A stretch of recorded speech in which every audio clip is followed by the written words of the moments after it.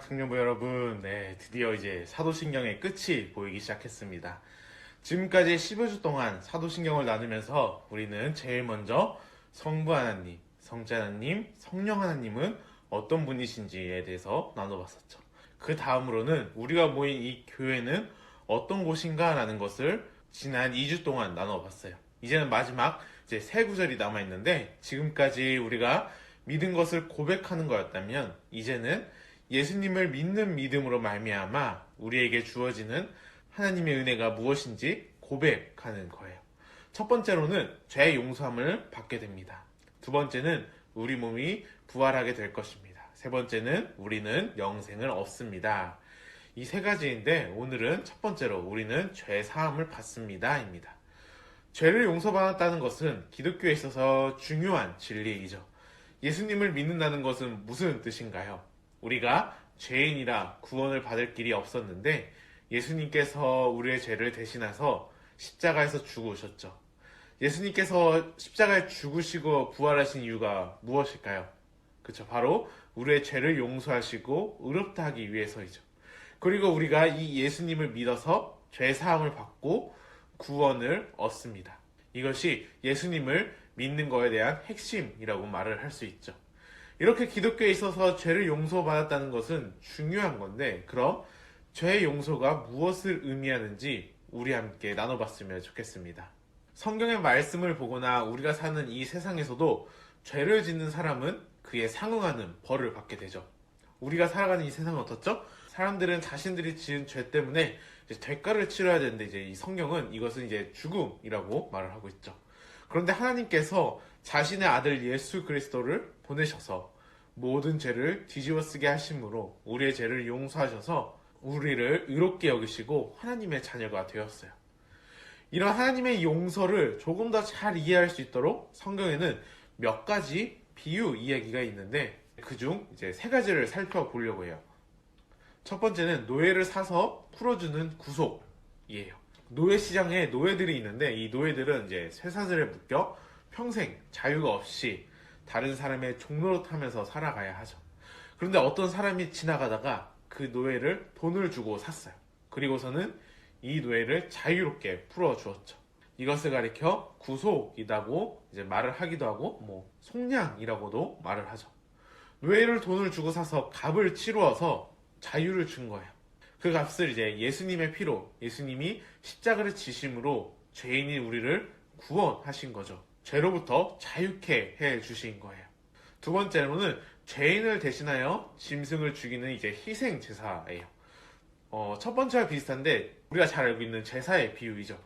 구약 시대의 사람들이 죄를 지으면 이제 짐승을 데리고 와서 짐승의 머리에 손을 얹어요.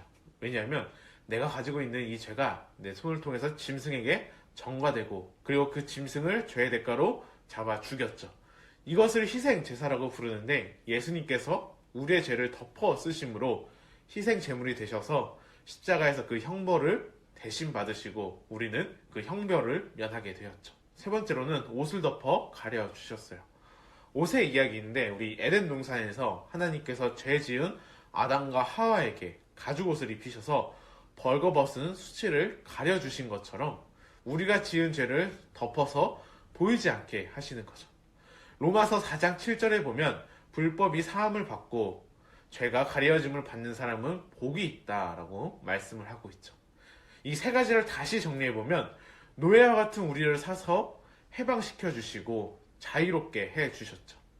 예수님께서 우리의 죄를 뒤집어 쓰셔서 희생 제물이 되어 십자가에 죽으심으로 우리의 형벌을 면하게 되었어요. 그리고 마지막으로는 우리의 죄와 수치를 옷으로 덮어 가려 주셨어요. 이 모든 것이 우리의 형벌을 면해 주셨다, 죄를 용서해 주셨다라는 의미를 가지고 있어요.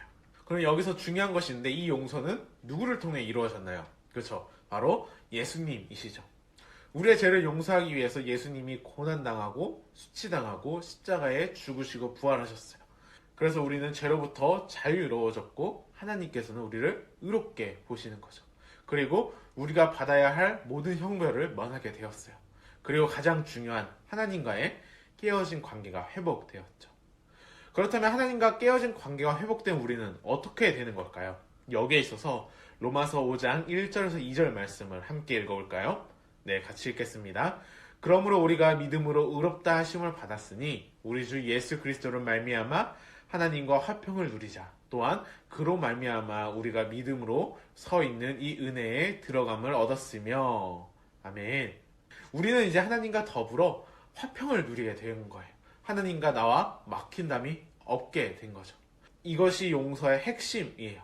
그래서 용서받은 우리는 은혜에 들어감을 얻었다라고 말을 하고 있죠. 우리가 용서받았다는 말은 형벌을 면제받았다라는 말도 중요하지만 더 중요한 것은 하나님과 친밀한 관계를 가지게 되었다라는 거예요. 이 하나님과 용서받은 것을 아는 사람들의 특징이 있는데 그들은 세상을 살아갈 때 즐겁고 좋죠. 왜냐하면 하나님이 온 세상에 가득하기 때문이에요. 하나님이 나를 향해서 노여움을 푸시고 화평하게 되니 하나님이 이 세상의 모든 형편에도 불구하고 나를 향해 환하게 미소 짓고 계시는 그 하나님을 알게 된 거죠. 이것이 바로 하나님의 용서를 체험했다라는 거예요. 바라기는 한 주간 살아갈 때에 하나님께서 우리를 향해서 예수님을 통해 노여움을 푸셨으니 우리도 하나님을 향해 우리의 마음을 열고 하나님의 사랑을 마음으로 받아들이며 하나님의 사랑을 즐기고 누리는 하나님과 동행하는 우리 모두가 되기를 소망합니다.